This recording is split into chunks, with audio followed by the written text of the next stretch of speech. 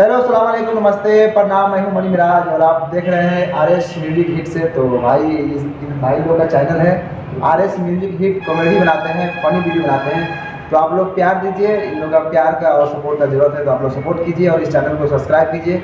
चलिए गाइस, तो यहाँ से वीडियो स्टार्ट करते हैं। Love you all.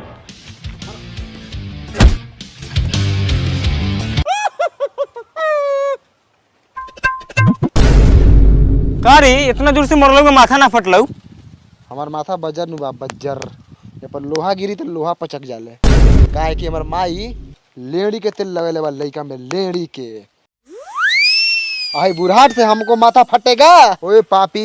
हे पापा नु हो? ओ पापा, बिहान भैंसी द्वार पे चल आई, घास काटेगा, लेदी खिलाएगा, हीरो नहीं बनेगा बहनचोद। पापा अरे बस ये तारी पिया हमरा ला एगो रपचिक लड़की खोजा, जनसंख्या बढ़ावे के बाद जनसंख्या।